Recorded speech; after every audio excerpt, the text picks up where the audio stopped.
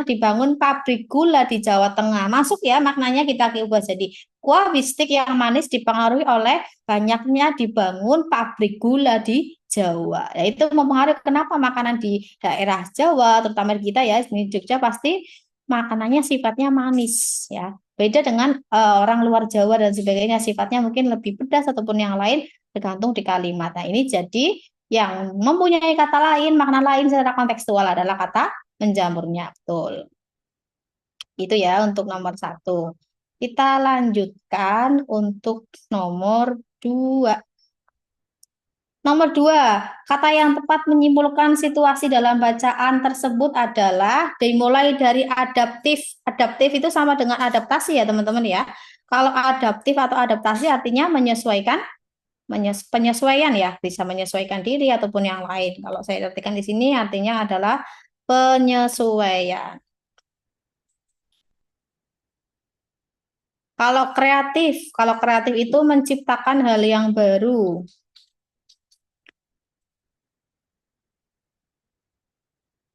Ya, misalnya teman-teman menciptakan karya, menciptakan robot, menciptakan yang lain. Kalau produktif itu hanya menghasilkan, tapi tidak ada unsur yang baru.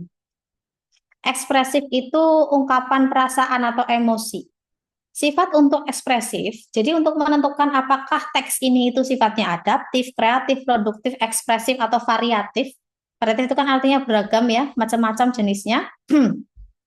Kalau ekspresif itu biasanya adalah teks-teks terkait kejadian yang ada unsur simpati. Simpati bisa, empati, ataupun yang lain-lain ya. Nah, kita lihat di teks ini ya, membahas tentang stik. Stik diketahui sebagai menu barat yang ini sudah banyak dinikmati masyarakat Indonesia. Menu barat yang banyak dinikmati oleh masyarakat Indonesia. Namun dalam sajian lokal juga dikenal menu bistik daging. Oke, ada yang memilih A, ada yang memilih D ya. Nah, kita lihat coba yang benar D atau A nanti ya.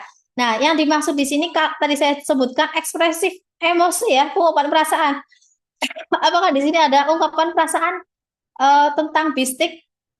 Saya rasa enggak ya. Kalau ngomong perasaan tentang bistik itu ketika teksnya bicarakan, oh bistik ini sangat enak, asin ataupun yang lain, ataupun terlalu manis yang lain. Nah itu baru bisa ungkapan perasaan. Kalau di sini adalah penekanannya.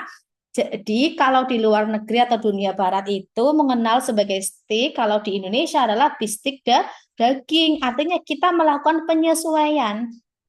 Bistik daging itu sendiri berasal dari beef dan steak. Ya, perbedaannya di mana? Perbedaannya adalah di bumbu rempah.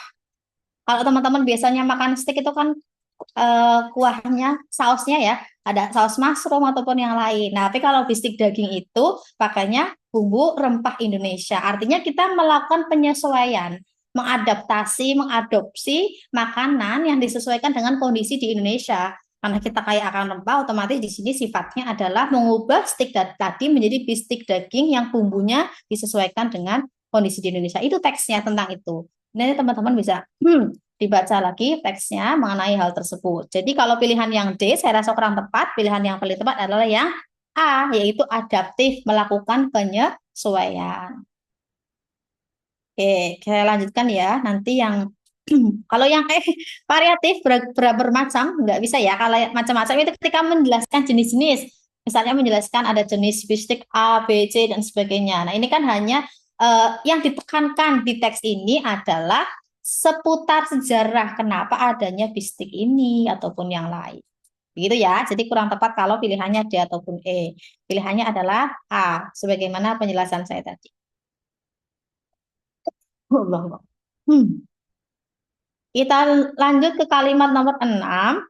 Kalimat 6 dalam bacaan tersebut akan menjadi lebih bermakna bila dilengkapi dengan kata-kata. Ini nomor 6 kita melengkapi bagian kalimat terumpang ya. Oke, kalimat terumpang yang tepat di sini kira-kira diisi dengan apa? Kita lihat ya. Jadi hati-hati, hari ini kita ketemu pilihan soal yang sifatnya mudah. Artinya semua oke, ada yang A, ada yang B, ada yang D. Kita nantikan yang benar yang mana ya.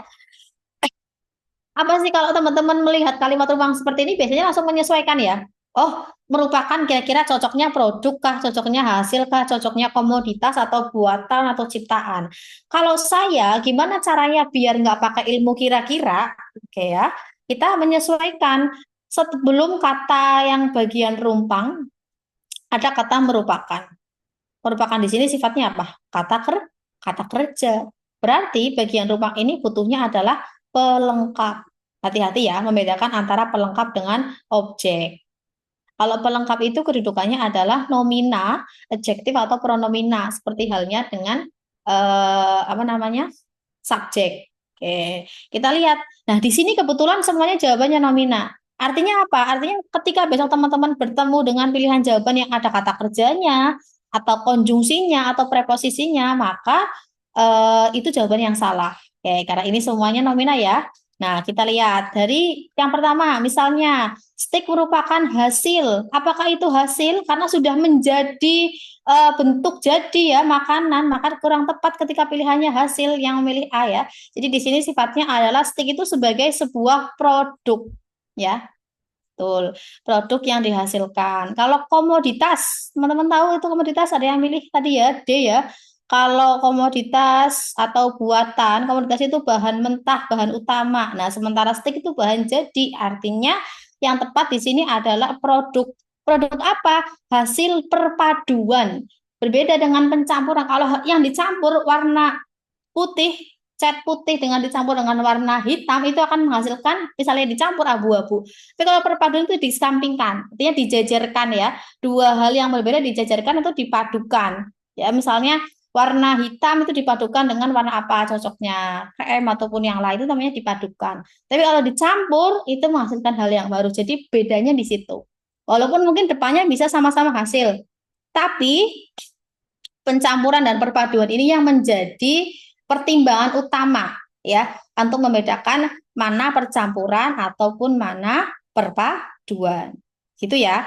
Jadi untuk nomor tiga betul yang memilih B ya gitu.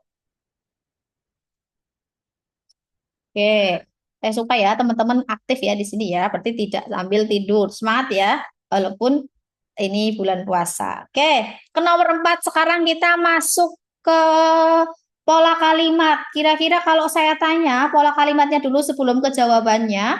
Pola kalimat ketika mahasiswa melakukan penelitian dibutuhkan sebuah proses yang panjang.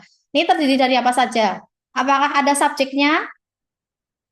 Apakah subjeknya itu mahasiswa?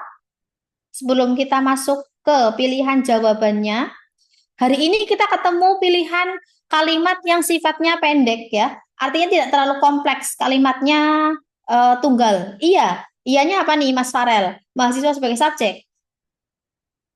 Dari ketika sampai penelitian bukan. Oke, dari ketika sampai penelitian. Ada yang bilang ini subjek. Oh, ini subjek. Oh, betul.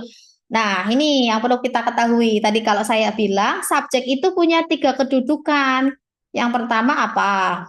Tapi ada ketika. Nah, itu Mas Ical ya. Masa atau Mbak itu saya nggak tahu. Subjek itu hanya berlaku untuk nomina, adjektif, dan pronomina. Jadi kalau teman-teman mencari, jangan cari subjeknya dulu, tapi kata apa yang muncul pertama kali di sana. Kata yang muncul pertama kali di sini adalah ketika. Ketika itu preposisi. Masih ingat apa itu preposisi, teman-teman? Masih. Preposisi itu kata depan. Ya, macam-macam preposisi ya. Bisa apa saja. Nomor satu, A. Oke, sabar. Kita ke ininya dulu, pilihannya ya. Saya rasa kalau nomor A kurang tepat. Kenapa? Karena yang kita butuhkan adalah kalimat yang butuh preposisi. Bagus sekali Mbak Zoe, nggak apa-apa. Mbak atau Mas saya nggak tahu ya itu Zoe. Nggak apa-apa untuk menjawab yang A. Tapi kita nanti kan cross check ulang. Ternyata kita membutuhkan yang diawali preposisi. Preposisi itu selain ketika apa saja yang sering dipakai, misalnya dalam, ya, apalagi de, dengan, dari, me, menurut, ya. Masih ingatkah kalian terkait pola kalimat yang jenisnya anak kalimat mendahului induk kalimat? Masih ingat? Kan gini ya, S, P, O, P, atau K. Kalau yang anak kalimat yang mana? Fungsi SP atau fungsi sebelah sini? Segini ya. Ini bukan modul ya. Ini kalau nggak salah soal tryout. Nanti teman-teman bisa minta ke admin untuk soalnya ya. Begitu ya. Orisatif, saya lanjutkan. Oke, betul. Mas Rahandika. Yang kanan itu anak kalimat. Ini induk kalimat atau inti. Mungkin nggak ada pertanyaan. Inti kalimat di nori nomor 8 adalah mungkin. Artinya, dari semua komponen kalimat, unsur-unsur kalimat yang ada 5 ini, SPO, PLK, teman-teman harus bisa membedakan mana subjek, mana predikat, mana inti kalimat, mana anak kalimat. Nah, ini nomor 4, contoh kalimat yang anak kalimatnya di depan. Kenapa? Karena ada ketika. Ketika ada preposisi, maka ini tidak lagi menjadi subjek, tapi menjadi keterangan. Begitu? Sampai sini paham? Oke. Kemudian, apakah dibutuhkan di sini kemudian menjadi kata kerja, teman-teman? Ketika Mazda melakukan penelitian itu tidak lagi menjadi subjek, menjadi keterangan karena diawali preposisi. Dibutuhkan itu memiliki imbuhan dian.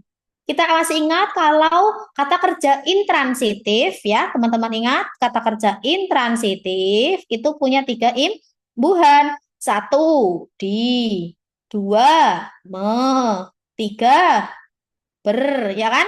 Apakah dibutuhkan di sini menjadi kata kerja? Kira-kira ya enggak? Dibutuhkan di sini menjadi kata kerja. Kemudian sebuah proses yang panjang, apakah ini objek? Yang setuju bisa merespon di kolom situ ya, chat ya. Oke. Seharusnya iya ketika ada koma. Saya hapus dulu.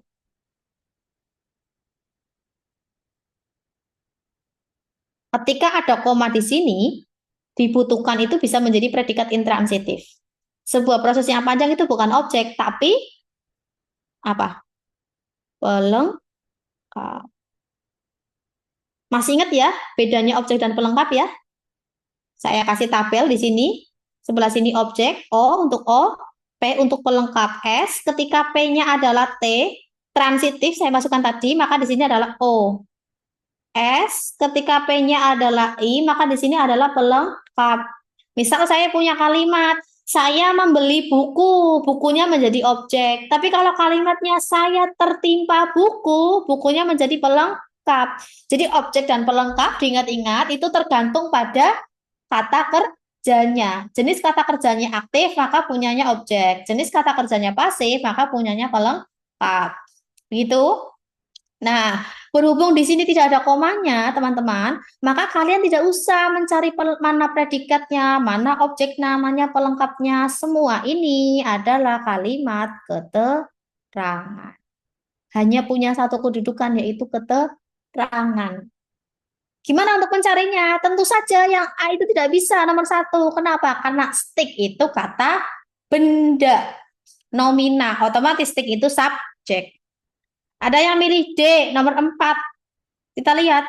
Nomor 4, apakah meski itu preposisi? Nanti soalnya bisa dikirim, nanti bisa request ke ini ya, adminnya ya. Nanti saya sampaikan. Oke?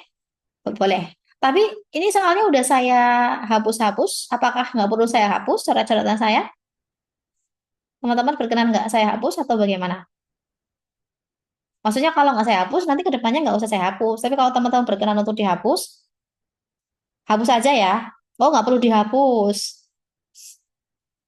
Oke, oke, nggak usah dihapus ya, berarti ya. Nanti saya akan lebih rapikan lagi ke depannya. Saya rapikan lagi misalnya mau nggak mau dikirim. Oke, saya rapikan dulu, biar enak. Nah, ini soal ini mesti keluar teman-teman. Soal pola dasar mesti keluar, nggak cuma satu keluarnya, bisa 3. Inti kalimat juga pasti keluar. Makanya ini penting. Ini lumayan lama saya jelasinnya. Saya ini ya. Ini sebagai keterangan karena diawali preposisi. Oke. Tadi bedanya objek dan pelengkap. S ketika P-nya adalah T, maka O. S ketika P T-nya adalah I, maka pelengkap. Jangan bingung, T di sini transitif, I di sini intransitif. Oke, kita mulai dari nomor satu dulu. Nomor satu itu stick, itu nomina. Jadi nggak bisa otomatis stick ini subjek. Oke, nomor dua, namun ini conjunction, konjungsi nggak pengaruh. Nah ini ada preposisi toh, ya, ya nggak?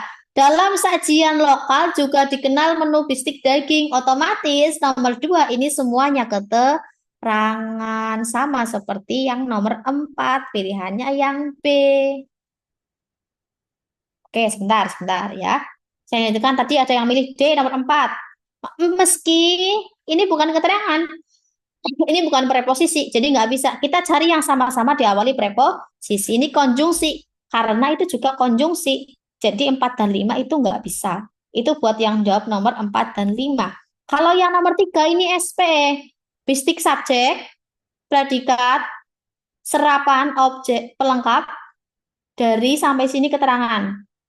Kenapa? Karena dari itu preposisi. Setiap ada preposisi maka menjadi keterangan. Oke, sudah paham semua pilihan jawabannya? Kalau sudah saya lanjutkan untuk menjawab pertanyaannya Mbak Zoe.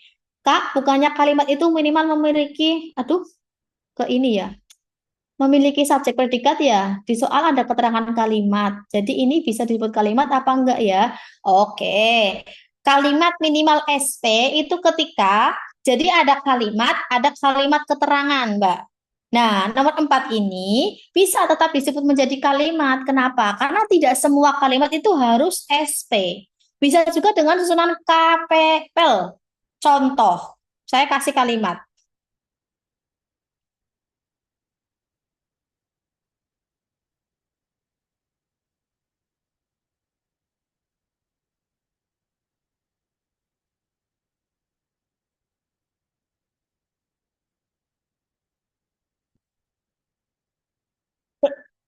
Maaf ya, saya sedang batuk. Kita kasih sama simpel aja ya. Berdasarkan informasi BMKG, keterangan, koma, di sini predikat, di sini pelengkap. Ini sudah bisa dibilang kalimat, Mbak.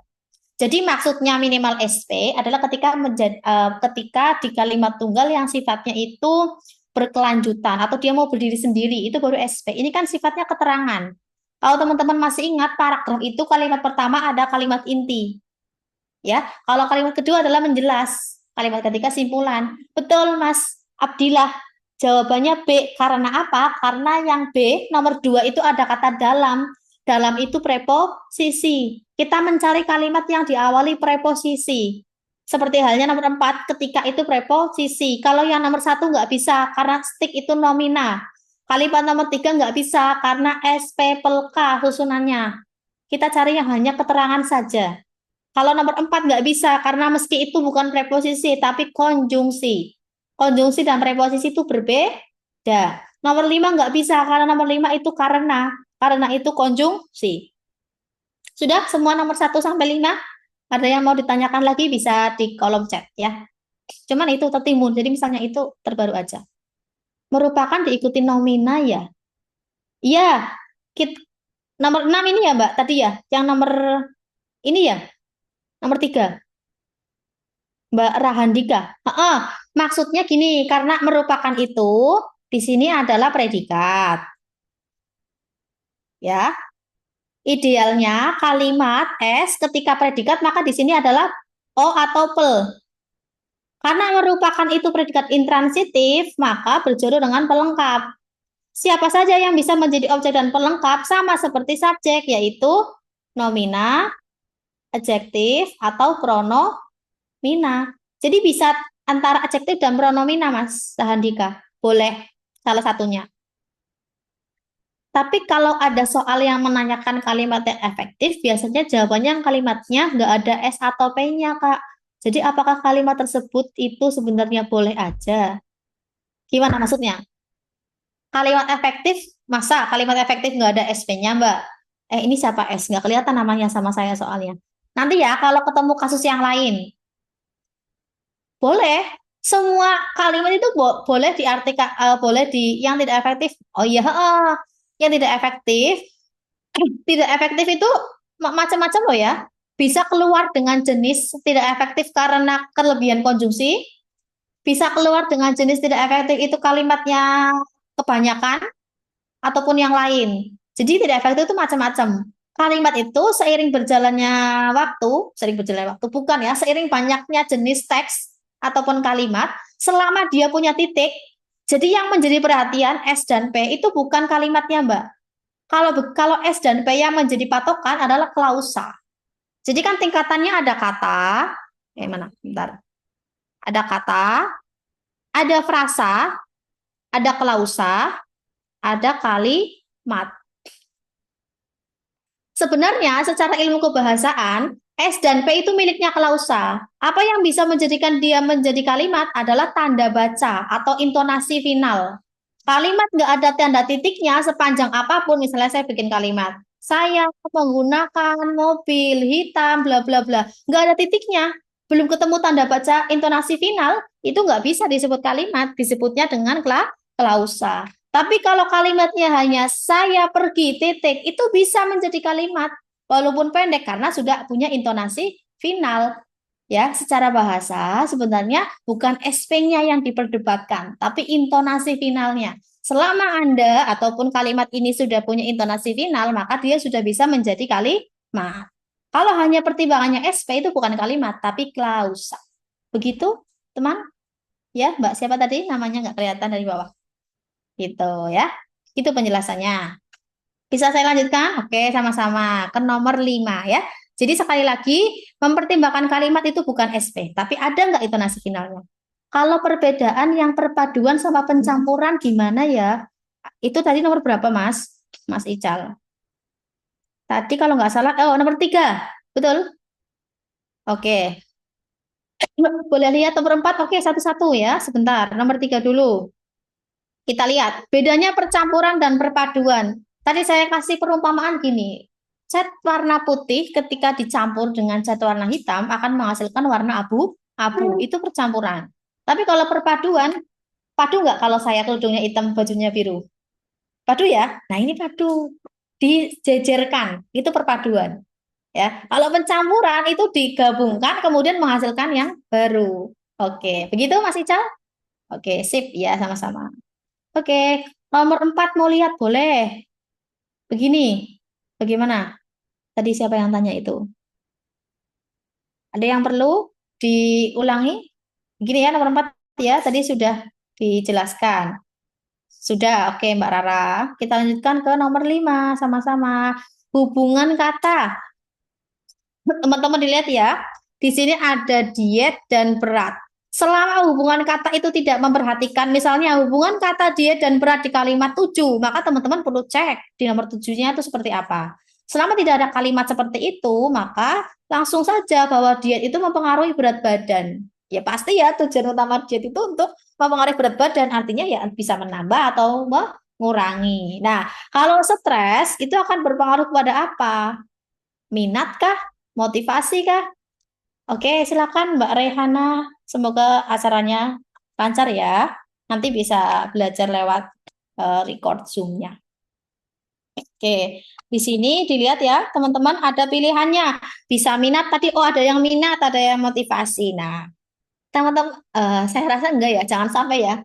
Ketika orang itu stres, ya artinya tertekan gitu ya. Kalau bahasa sekarang kan mental health gitu ya, terpengaruh. Yang hilang pertama kali di diri itu, manusia itu, menurut saya adalah bukan minat. Minat itu apa sih? Keinginan, kecenderungan. Kalian minatnya ke bidang apa? Bidang nulis. Oh, bidang musik itu minat. Tapi yang pertama hilang ketika kita stres adalah motivasi. Ya nggak? Ini. Kenapa? Karena secara kebahasan itu sendiri, motivasi itu artinya apa? Saya tulis. Allah.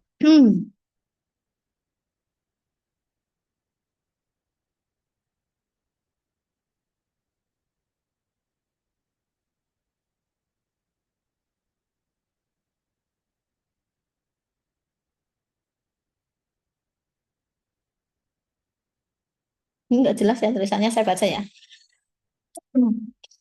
Dorongan yang timbul pada diri seseorang secara sadar maupun tidak sadar. Tujuan, ya. Jadi kalau sebenarnya kalau tujuan tuh bukan, tapi lebih ke dampak, Mbak Taskia. Jadi diet itu berdampak pada berat badan, stres itu akan berdampak pada motivasi. Kenapa nggak males, Mbak? Kenapa nggak lemas atau malas? Karena gini, besok ini kan teman-teman dalam rangka ingin menjadi mahasiswa ya. Nah, sering dengar dong kalau mahasiswa itu dapat tugas dari dosen stres. Setelah stresnya kalian besok jadi mahasiswa, kalian nggak menyelesaikan tugas. Karena mau nggak mau harus diselesaikan. Jadi kalau lemas, malas itu nggak. Walaupun saya stres ketika ada tugas kuliah banyak, saya akan tetap mengerjakan, tapi kehilangan motivasi. Artinya ketika mengerjakan tugas itu saya akan ya wis sasae.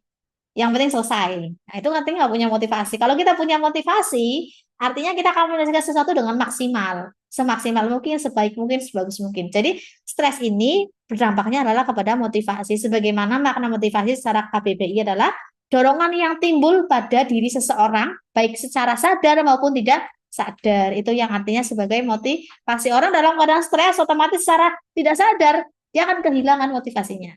Begitu. Jadi jangan sampai kita menjadi orang yang stres ya. Stres dikit nggak apa-apa, nanti bisa hiburan, healing dan sebagainya untuk bisa mengobati itu. Jadi nomor 5 pilihan yang tepat adalah B. Begitu ya. Terima kasih yang menjawab B sudah bagus. Kita lanjutkan ya ke nomor 6. Kata sumber di kalimat nomor 7. Jadi kata itu bisa berganti-ganti ya kedudukannya. Oke, kita lihat. Sumber itu jangan langsung, oh sumber asal A. Jangan. Kita lihat dulu apakah di konteks kalimatnya itu sumber di sini sebagai asal, ya. Kita lihat. Pasalnya, tubuh kemudian akan mengutamakan pembakaran lemak. A, B ya. Pembakaran lemak sebagai sumber energi. Kalau sumber tuh gini misalnya. Saya kasih perumpamaan. Makanan.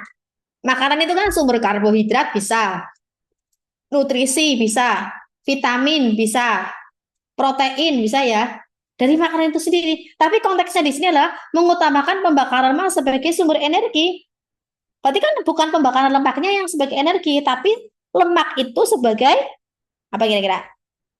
Kalau saya, pilihannya adalah ya B, pokok, inti. Inti dari energi. Karena gini, ketika kita berpuasa, kita lapar ya, dia akan menggunakan lemak cadangan. Bentar. Kalau inti itu pusat, Mas. Jadi kalau inti dimasukkan ke dalam kalimat, itu kurang tepat kalau misalnya jadi pusat energi. Lemak itu bukan pusat energi, sifatnya di sini. Jadi kalau di kalimat ini konsepnya sumber adalah bukan tadi yang saya bilang bukan pusat energi, bukan asal, bukan muara juga, bukan sumber ya. Tapi pokok energi lemak itu yang akan digunakan atau diutamakan ya ketika tubuh bla bla bla gitu. Jadi nomor 6 itu lebih tepat yang pokok. Nah, kalau seperti ini kalimat yang berasosiasi dengan kalimat 7 adalah yang diperhatikan selain konteks kalimat nomor 7 adalah berasosiasi satu kumpulan ya, satu persatuan gitu ya.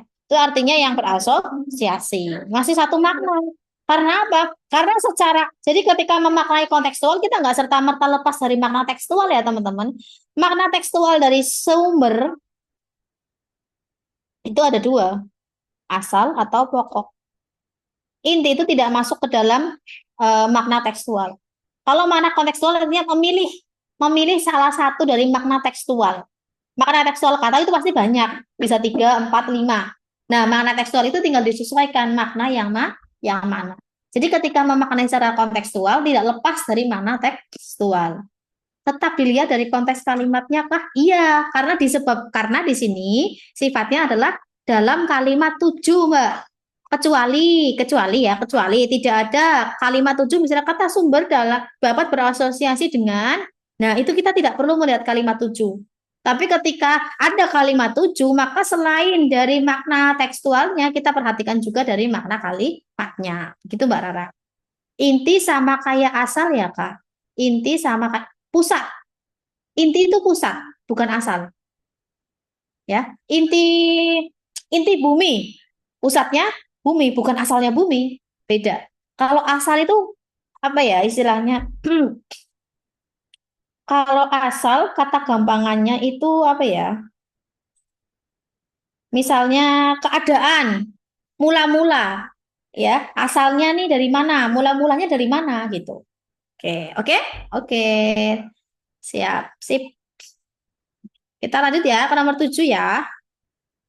Makna lebih sempit. Kalau makna yang lebih sempit, saya misalnya punya kata kendaraan.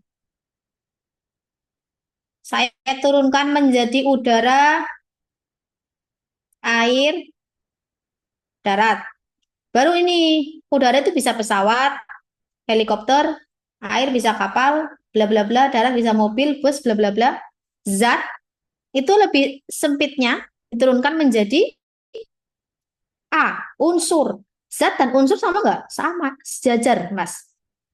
Mas atau Mbak itu, ya. Zat dan unsur itu masih sejajar. Yang lebih sempit lagi. Kalau teman-teman IPA, biasanya di air itu ada betul sekali partikel. Jadi kalau unsur ini zat, ini secara ya, dia punya partikel. Pernah ya lihat partikel air itu yang jenisnya macam-macam ya, bentuknya macam-macam. Nah, itu namanya partikel. Kalau unsur dan zat itu masih setara. Sama halnya tadi kayak udara, air, apalagi tadi saya kasih contoh, darat. Ya, itu. Dia punya pembagiannya, misalnya tadi bus, apa-apa-apa. Kalau yang lebih luas, senyawa. Senyawa itu, jadi gini, kita maknai satu-satu ya.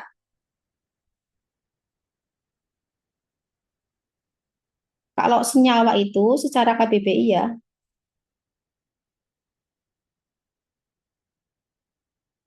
itu beda lagi Mbak. Siapa tadi? Mbak Rara. Senyawa itu dimaknai sebagai perpaduan ya. Di sini, di kalimat ini dilihat, di kalimat ini, di pilihan ini, kalau senyawa itu perpaduan. Kalau materi, unsur zat itu setara. Kalau padat itu jenis. Kalau senyawa itu perpaduan ya. Misalnya senyawa apa dengan apa. Ini maknanya sudah ganda, tidak berdiri sendiri. Jadi senyawa nggak bisa. Karena senyawa itu secara makna adalah artinya perpaduan. Bisa perpaduan partikel atau perpaduan yang lain. Gitu. Kalau senyawa ini paling tidak mungkin. Karena di sini sifatnya adalah perpaduan, gabungan. Oke, siap. Nomor 8 ya, lanjut ya. Sudah ya. Oke, ada soal frasa. Yang harus teman-teman amati adalah nggak usah lihat kalimatnya, langsung di soal. Kalau ingin diperbaiki frasanya, teman-teman cukup menyamakan imbuhan. Ya, saya ulangi di sini. Untuk menjawab soal frasa adalah menyamakan imbuhan.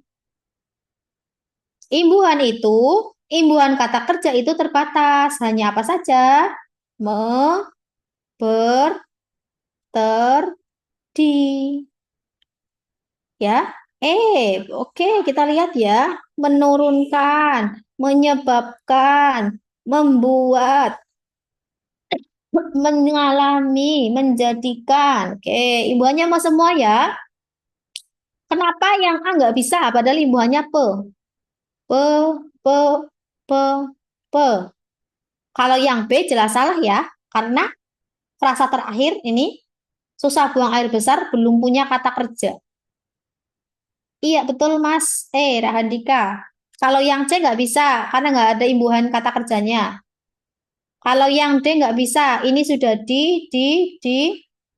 diturunkan asupan karbohidrat ya. Ini secara makna ini beda, walaupun imbuhannya sama dia. Jadi selain dicek imbuhannya, juga teman-teman harus ngecek ya, ini konsep benar apa salah kayak gitu. Nah, kalau tips dari saya, sebagaimana teman-teman tahu verba, tadi saya jelaskan di awal, hanya terbatas pada 4 imbuhan. Tadi apa saja? Kalau transitif intransitif itu ber, ter, sama di. Usahakan pilihlah jawaban yang termasuk di 4 imbuhan ini saja. Kalau pean, kean itu bukan kata kerja. Pean dan kean, semua kata berimbuhan pean dan kean itu nomina, kata benda. Otomatis nggak bisa membentuk frasa yang seperti ini. Ya, jadi hindari pilihan pe. Nah, ini kenapa sebabnya yang A itu salah. Begitu, hindari imbuhan pean, kean, dan sebagainya. Pilihlah imbuhan yang termasuk kata kerja saja. Gitu ya. Kalau yang B tadi kurang, ini sudah jelas. Yang C nggak ada imbuhannya, baik per frasanya ya. Dari turunkan asupan, sebab, dan sebagainya itu tidak ada. Jelas? Jadi yang E. 9. Kelompok kata. Oke, kalau seperti ini teman-teman masih ingat pola DMMD? Ya. D itu untuk apa? Diterangkan. M untuk apa? Menerangkan. Ya enggak? Nah, saya contoh sebelum ke sana. Rumah baru. Yang dibahas D-nya rumah, barunya M. Buah salak. DM atau MD? D? DM. Setelah di DM kan, teman-teman mengklasifikasikan buah salak. Buah itu nomina, salak itu nomina. Maka pilihlah jawaban yang dua-duanya sama-sama nomi. Nah, kalau ada yang adjektif berarti salah. Yang A, ada yang D. Boleh, silakan. Mbak Zoe. Zoe ini Mas atau Mbak ya? Saya nggak kelihatan soalnya kalian tuh Mas atau Mbaknya. Kita dari mulai yang A dulu ya, teman-teman. Rasa takut itu nggak bisa. Kenapa? Takut itu adjektif. Ya.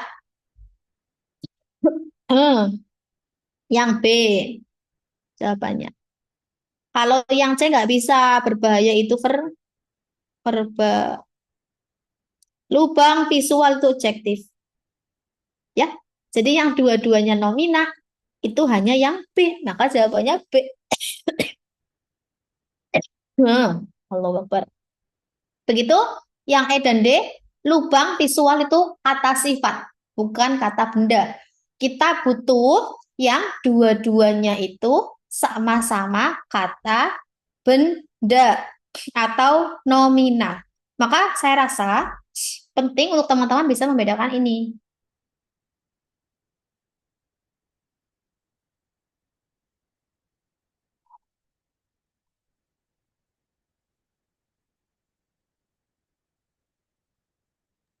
Adjektif,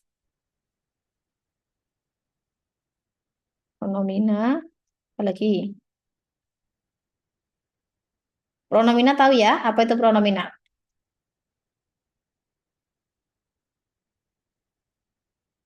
Pronomina kata ganti, betul, Mas Ical. Nah, untuk bisa menjawab ini dengan benar, ya, kelompok kata ini pola makna, teman-teman pokoknya kalau sudah bisa membedakan ini ya, nomina, adjektif, pronomina, preposisi, konjungsi, insya Allah bisa menjawab dengan tepat. Kalau bingung tadi pakai MD, MD, DM, DM. Ya, yang penting bisa membedakan kelas kata. Oke? Besok kok ada muncul kelas kata tiba-tiba ada kata dengan ancaman, dengan yang lain. Bisa nggak? Nggak bisa. Kenapa? Karena frasa itu nomina, bukan preposisi. DM sama MD-nya buat lebih lanjut ya Kak. Bisa, bisa. Sebagai pertimbangan kedua lah ya.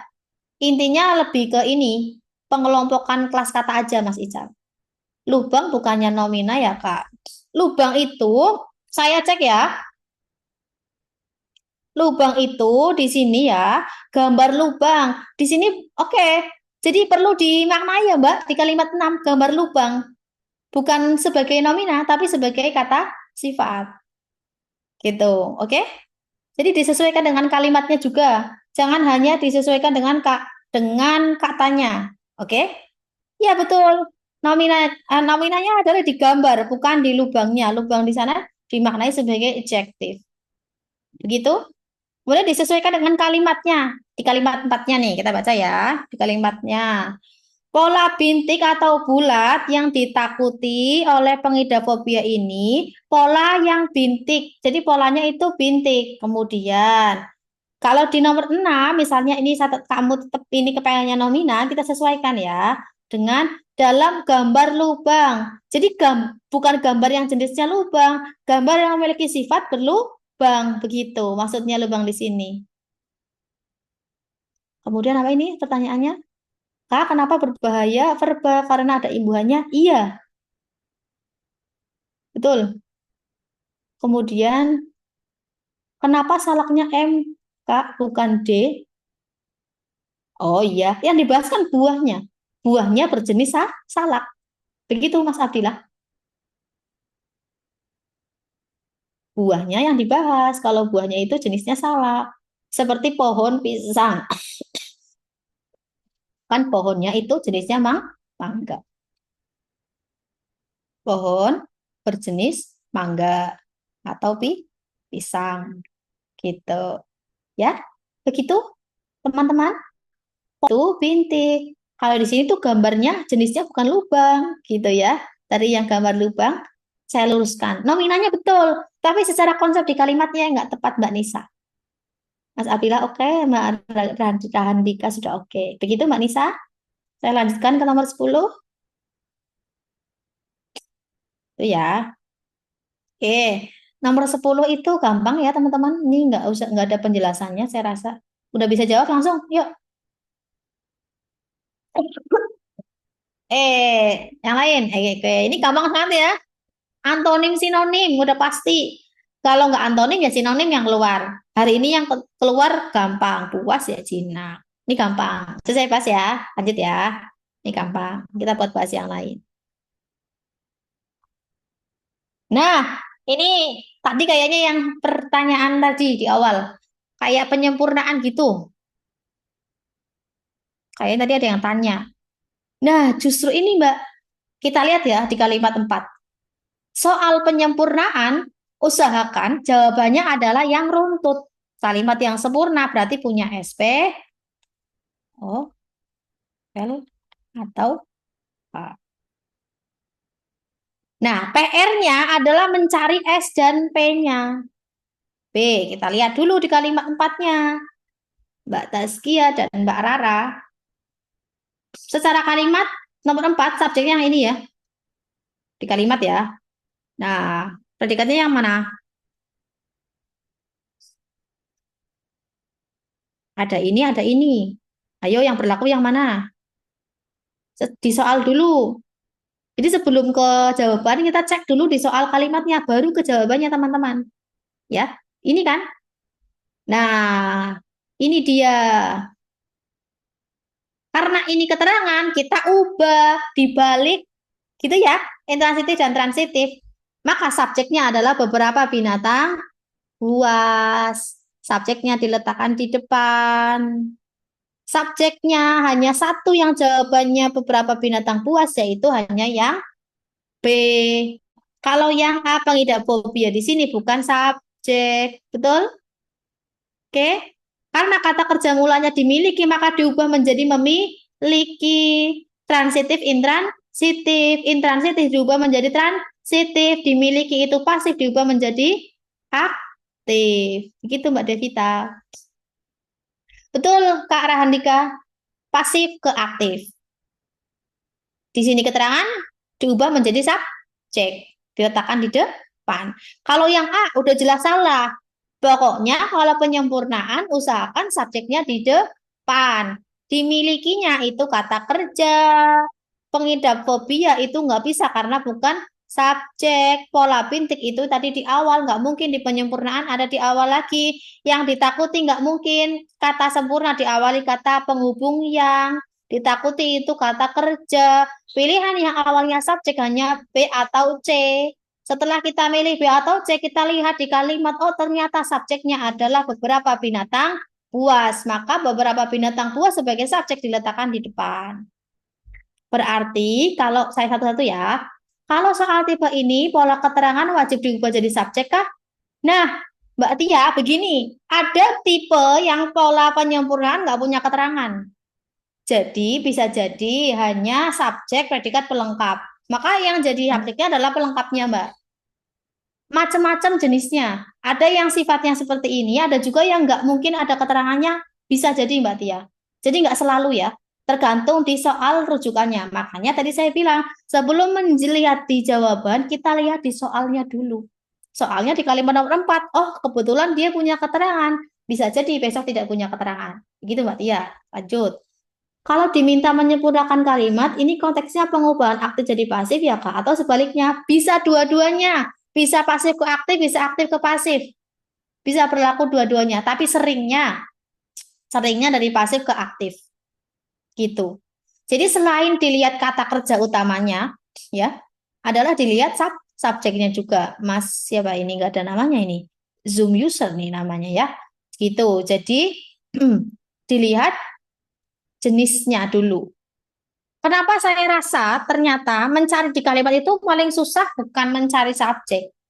Paling susah itu mencari kata kerja. Dan paling mudah juga. Kenapa? Bisa dibilang susah, bisa dibilang mudah. Susah karena sifatnya kata kerja itu lebih dari satu. Di kalimat kan bisa lebih dari satu ya, bisa dua, bisa tiga. Tapi kalau kata kerja itu pasti satu kata. Nggak mungkin kata kerja itu lebih dari satu kata. Dimiliki, misalnya dimiliki oleh, kata kerjanya dimiliki oleh. Nggak mungkin. Kata kerja itu berdiri sendiri, satu kata. Tapi kalau subjek bisa panjang, bisa. Subjek itu bentuknya bisa frasa. Objek bisa bentuknya frasa, apalagi keterangan bisa sangat panjang. Makanya mudah paling mudah itu menemukan kata kerja. Tapi ya susah juga karena kata kerjanya ada banyak. Maka harus dilihat dulu pokoknya, jangan terburu-buru lihat ke sini. Lihat dulu di soal tujuan. Dilihat, apakah soal tujuannya ada keterangannya? Kalau ada berarti letakkan di sini jadi subjek. Oh, kalau nggak ada berarti pelengkapnya letakkan di depan. Jadi subjek. Begitu, Mbak Tia dan Zoom user. Gitu ya. Jadi tergantung pada konteks nanti kalimat yang muncul. Kebetulan hari ini munculnya yang ada keterangannya lengkap. Tapi besok bisa jadi hanya yang lain. Oke, sama-sama begitu. Kenapa ini direct message semua ya? Nggak apa-apa ya. Bertanya nanti malu ya. Sip. Tapi sangat aktif saya suka ya. Oke, kita lanjutkan ya teman-teman. Sudah paham ya tadi nomor 11. Kita lanjutkan ke nomor 12.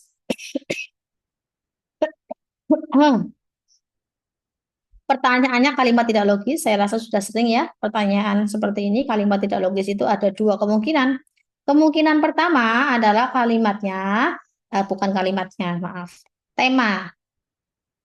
Tema kalimatnya itu tidak sesuai.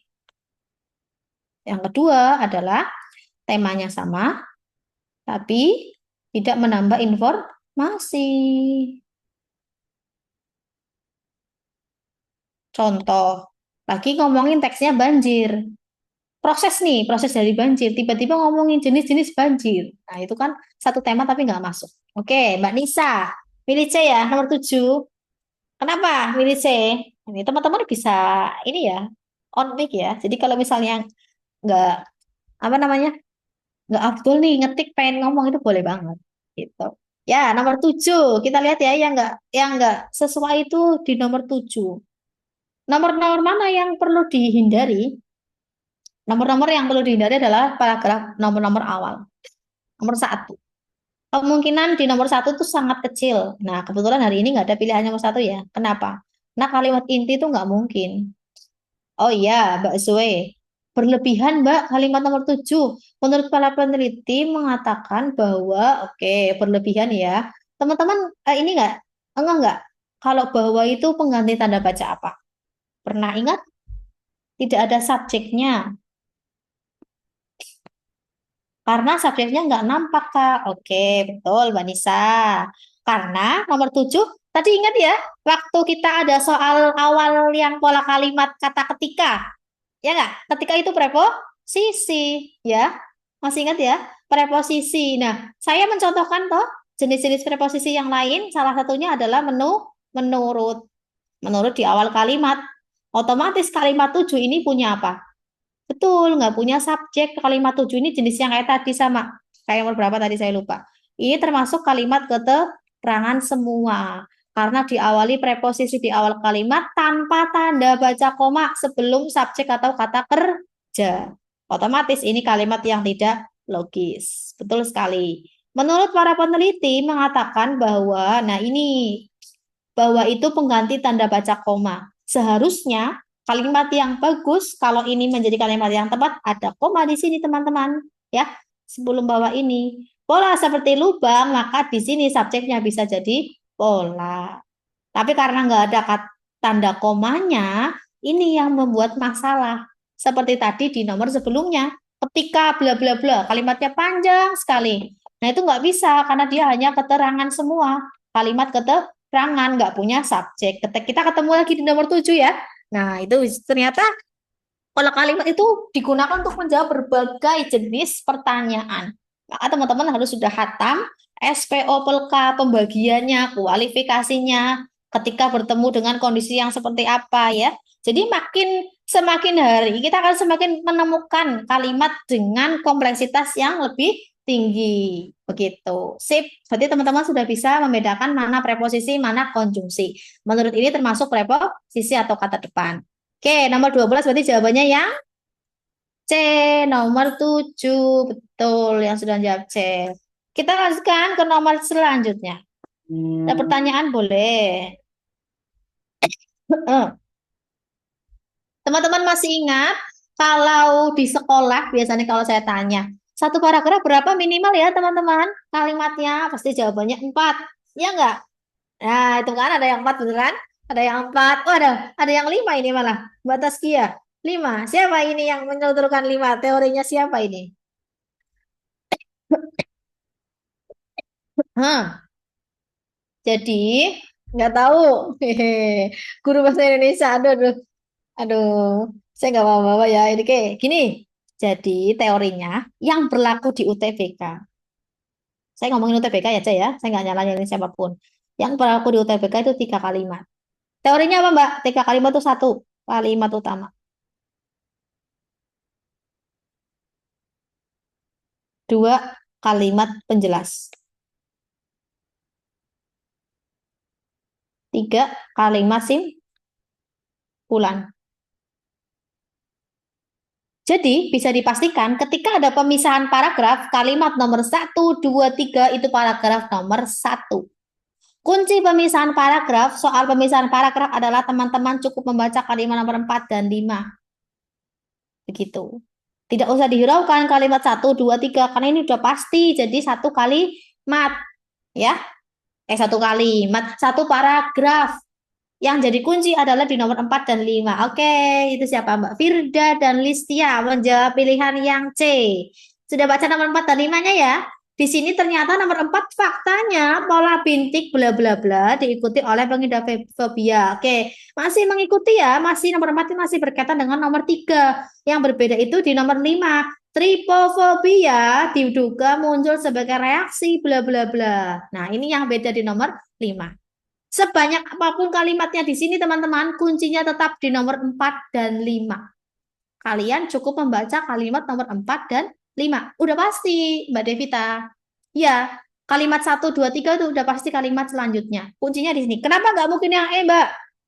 Karena yang E gini.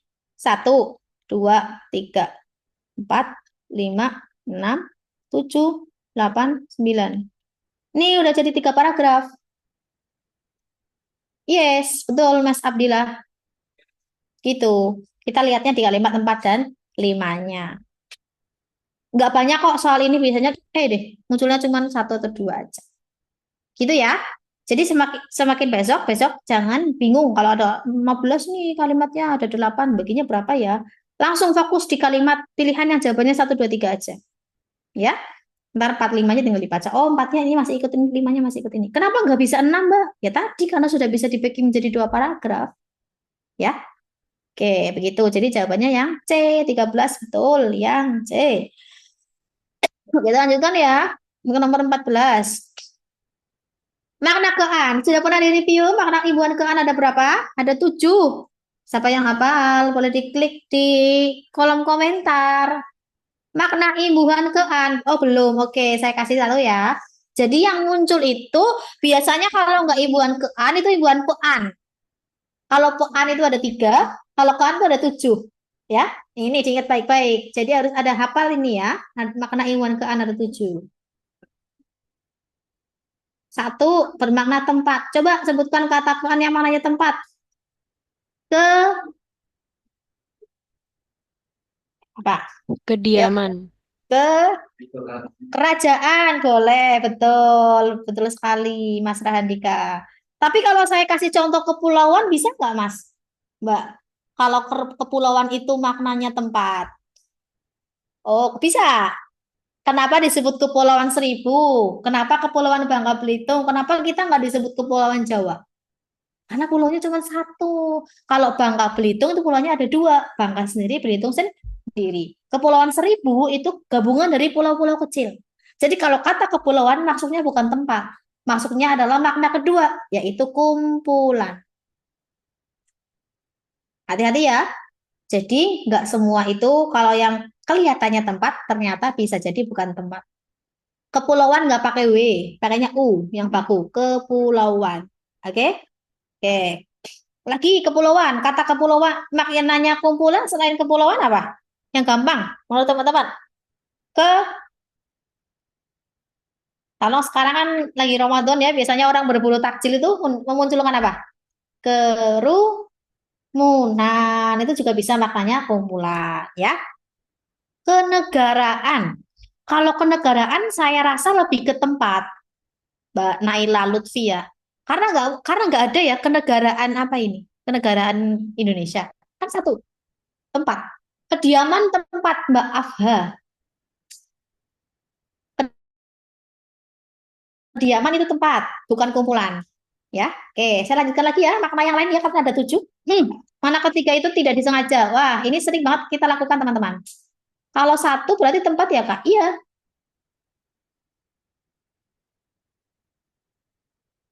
Ketiduran, betul sekali Mbak Nasya ya. Kita sering sekali ya melakukan ini ya, ketiduran. Saya juga sering. Apalagi yang nggak disengaja, kecelakaan, naudzubillah ya. Kelupaan, oh ya. Ini bisa kalau saya kelas offline ditanya, ayo makna tempat. Makna tempat yang artinya tempat mana? Ketempatan. Yang artinya kumpul tidak disengaja, ketidaksengajaan. Ya enggak gitu konsepnya ya. Harus, oh kemokelan. Mokel itu ada loh dalam bahasa Indonesia ya, diakui itu. Mokel. Makan, minum, membatalkan puasa sebelum waktunya.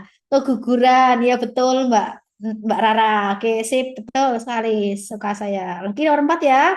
Nomor 4, maknanya menyerupai. Menyerupai. Kira-kira apa yang kean? KBBI itu Kak, mokel? Iya.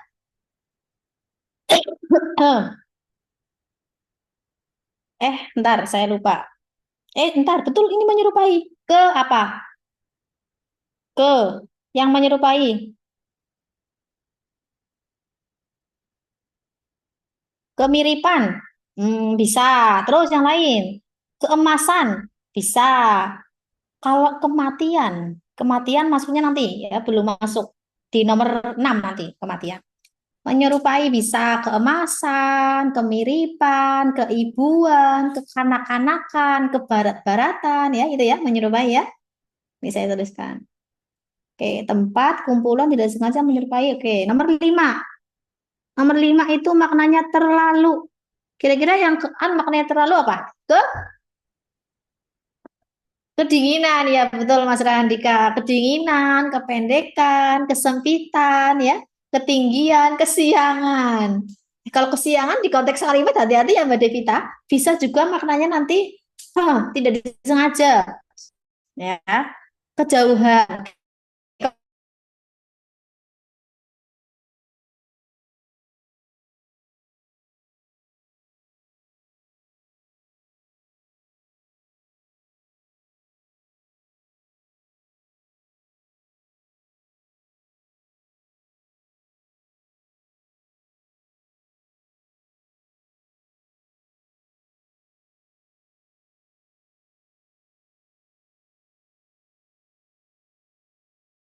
Listrik ya, perkara listrik-listrik kayak gitu ya. Kelistrikan, terus kebersihan. Kerugian bisa nggak Kak, masuk ke nomor 6? Kalau dimasukkan ke konteks kalimat nanti bisa Mbak Listia, kerugian ya. Jadi nanti kita lihat kalimatnya dulu. Oke, sekarang kita ke soal ya. Kalimat 4, kehilangan. Ini sudah saya review 7-7-nya, besok kalau ketemu kean lagi harus sudah bisa. Oke? Harus hafal ya. Pokoknya kalau yang keluar, kalau nggak kean, kean. Kalau kean besok, kalau kita ketemu. Kean cuma 3 kok. Kalau kean ini banyak. Kehilangan. Di kalimat nomor 4. Pasalnya, bila tidak ada aturan yang diterapkan, negeri itu akan kehilangan populasi singa. Mereka di alam bebas. Apakah kehilangan di sini masuk ke mana, nomor berapa kehilangannya? Tidak disengaja. Negeri ini bila tidak ada aturan diterapkan. Betul, kondisi Mbak. Bukan tidak disengaja. Kalau tidak disengaja, misal gini, saya kehilangan dompet di pasar. Nah, itu tidak disengaja. Kalau di sini kan bila, apa tadi kalimatnya? Bila tidak ada aturan diterapkan. Oke, sip, nggak apa-apa Mbak. Ayo lanjutkan. Nomor A, menggosok-gosokkan tangannya karena kedinginan. Sudah jelas. Nomor 14, makna yang terlalu. Nggak bisa. Dia ada yang milih A nggak ini? Nggak bisa ya. Karena maknanya terlalu. Terlalu tadi nomor berapa? 5. Kalau kekanak-kanakan, menyerupai, nggak bisa. Kehujanan. Terus, kebesaran terlalu. Kalau saya lihat, betul, yang jawab ya, kedatangan. Kenapa nggak yang C, Mbak? Sekalipun tadi malam sempat kehujanan. Karena ini, kita lihat ya, di konteks kalimat nomor 4, ketika disesuaikan dengan kalimat nomor 4, ketika di malam, ini artinya sudah terjadi. Ya, oke.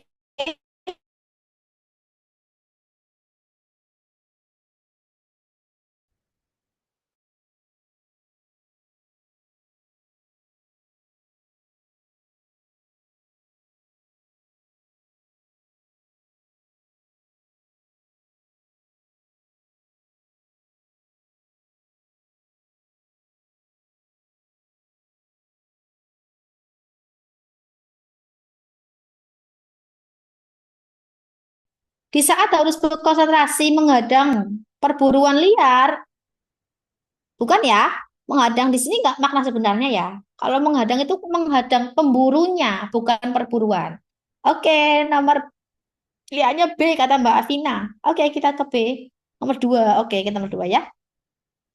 Menurut laporan South African Press Association, SAPA, kini terdapat peningkatan permintaan atas tulang belulang singa. Ya Allah ya Rahman. Nih, permintaannya tulang belulang, bukan lagi permintaan daging sapi untuk persiapan opor Idul Fitri ya. Tapi orang sana tuh mintanya apa? Tulang belulang singa. Ya Allah ya Rahman. Oke, ini bukan ya. Berarti, tapi permintaan di sini makna sebenarnya bukan. Iya, permintaan. Secara makna mereka meminta sesuatu ya kan. Kalian punya permintaan ke orang tua. Saya punya permintaan besok kalau lulus UTBK sesuai kampus tujuan saya mau dibelikan iPhone misal ya bisa jual beli ya Kak. Apanya ini Mas yang jual beli Mas Rahandika? Permintaan itu perbuatan meminta, bukan jual beli ya. Ya, ini kan perbuatan meminta, permintaan atas tulang belulang singa. Ya, kalau yang meminati, coba kita cek ya. Satu-satu ya, dari yang C dulu. Untuk Afrika, untuk itu Afrika mendesak. Mendesak, tahu mendesak, mendesak itu secara makna, ya, maknanya itu apa? Mendorong. Terdesak. Apakah di sini artinya mendorong? Perlu mendorong peraturan perdagangan? Tidak. Mendesak artinya kan menyegerakan. Ya, jadi bukan. Nomor 4, dekat. Dekat. Dekat apa artinya? Dekat ya, akrab ya. Iya, makna yang sebenarnya itu artinya satu makna ya, Kak. Iya, makna sesungguhnya. Makna sebenarnya itu makna sesungguhnya. Misalnya, ibu melahirkan di rumah sakit. Kan makna melahirkan yang sesungguhnya ya, mengeluarkan bayi dari rahim. Kalau saya punya kalimat sastrawan melahirkan karya, melahirkan di sana artinya apa? menciptakan, menghasilkan. Kalimat saya yang pertama tadi itu makna sesungguhnya. Kalau kalimat yang kedua itu makna di lainnya. Gitu Mas Abdillah, maksud saya. Begitu? Dekat tapi bukan jarak, Mbak Taskia. Kalimat empat. Iya, kalimat empat kita lihat ya. Iya, sama-sama, Mas. Dekat, mana sih dekat nomor empat? Sama. Dekat. Ya, bukan ya. Dekat itu tadi benar, bukan jarak. Ya, bukan jarak di antara kita. Ya, tapi kalau berdampingan gitu. Oke, selanjutnya yang terakhir, nominati. Nomor lima. Sejauh ini, apalagi saat ini sejumlah negara di Asia sangat meminati. Minat. Kalian punya minat nih, minat ke UI, minat kemana? Meminati apa artinya di sana? Menaruh, memperhatikan,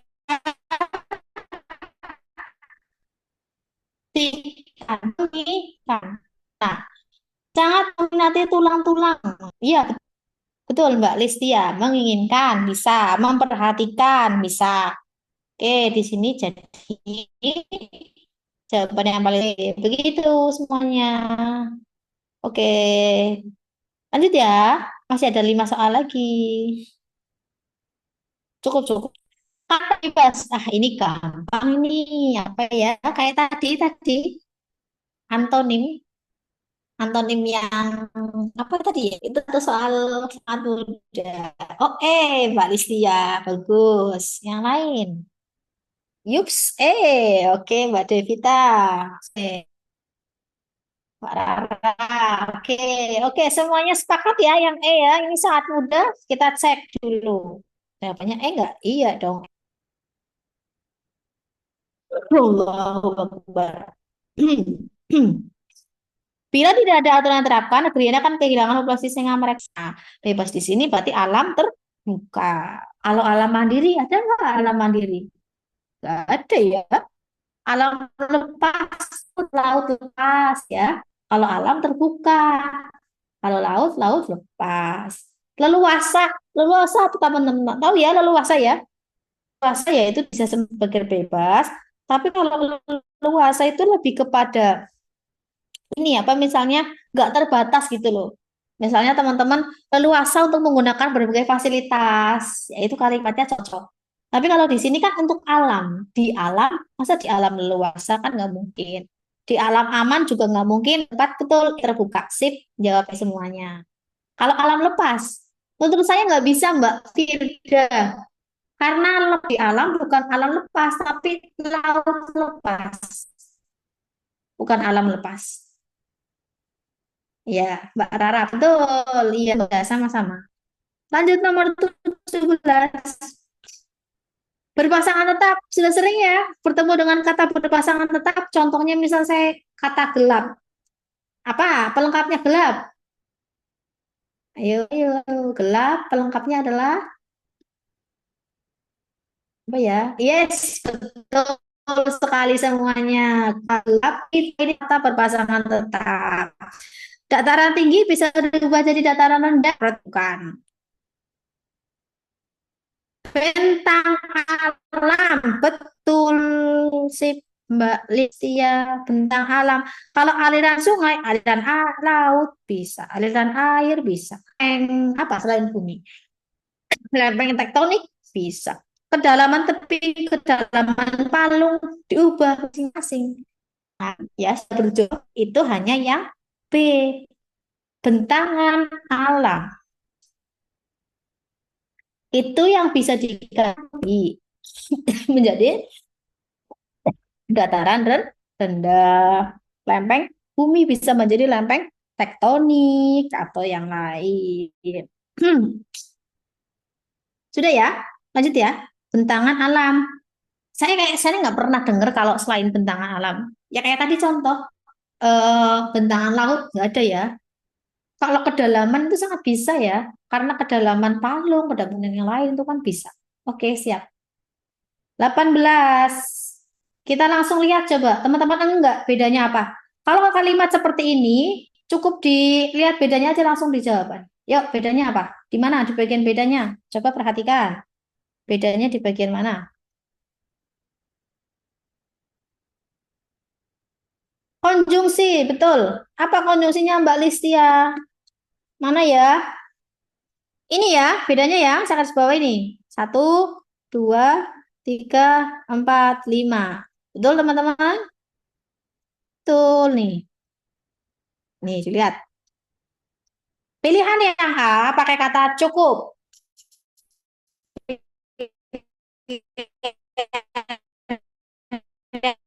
Layak, atas. Nah, kita lihat di konteks kalimatnya. Kawasan ini didukung dengan udara yang bersih dan sejuk. Latar suara kicauan burung dan gemericik air sungai sehingga mengarai ini berarti kan tempat ya. Apakah cukup? Layak? Kalau layak itu menurut saya bukan tempat. Layak itu kepakaian ya, itu pakainya kata layak, cocok.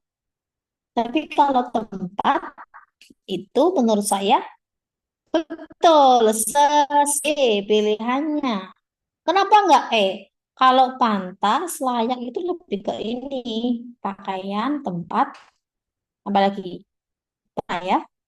Jadi bukan ke alam. Pengembangannya ya, itu yang lainnya. Ini pilihan tempat ini. Ini teks panjang ini ya, langsung saja bedanya di garis bawahi. Paham? Sip.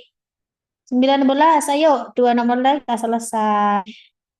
Kalau ada karena masih ingat nggak fungsi masing-masing? Kalau ada bahkan fungsinya apa? Apa ya?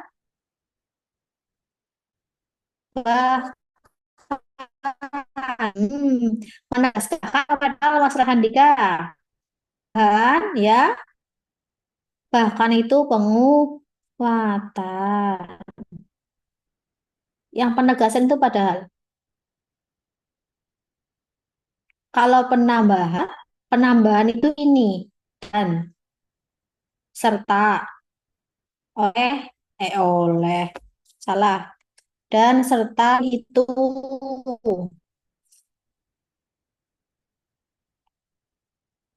tak hanya itu. Oke, betul karena itu konjungsi sebab sebab itu apa? Mengungkapkan alat. Jadi teman-teman tahu itu konjungsi antar kalimat atau konjungsi intrakalimat, kalian juga harus tahu jenisnya apa. Itu berdasarkan jenis. Kalau bahkan penguatan dan sebagainya. Ada konjungsi yang bertanyakan? Tidak ada. Murid siap. Satu nomor terakhir. Ini bisa ini gampang. Bahasa Anda ya. Tinggal coret-coret aja. Dulu. Ini biasanya rame nih, Mas. Mas ini masa tambah ini. Orientatif. 70 peserta. Alhamdulillah ya, berpartisipasi. Saya nggak ditinggal tidur di bulan puasa. Dan musik. Ini pertanyaannya ya. Ayo. Kuncinya di sini ya. Kuncinya ini kan A, C. Ayo berperang. Oh, sudah ada dua. A, E. Saya masih nunggu deh. Yo, nomor terakhir ini loh, udah mau selesai. Oke, kita lihat bedanya di sini sekarang. Memutar dua kata mujhe. Ini bahasa Panda ya. Jadi kalau kalian dengarnya saya aneh ngomong gitu, ya nggak apa-apa. Gimana lagi? Berarti kalau mendengar itu bukan mujhe, salah. Ini memutar, Mbak. Kalau yang saya itu memutar. Memutar. Kita butuhnya mendengar. Maka A atau B? Sama-sama ya. Tuh mah betul. Kalau musik di bacaan, musik itu ini teman-teman. Kan musik. Kalau tom itulah lagu. Berarti jawabannya ya. Ini musik. Kalau tum itulah lagu. Kalau seperti ini, teman-teman rasanya ini sebenarnya soalnya mudah. Kalau soal panda ya, soal panda, soal bahasa panda. Yang penting teman-teman teliti.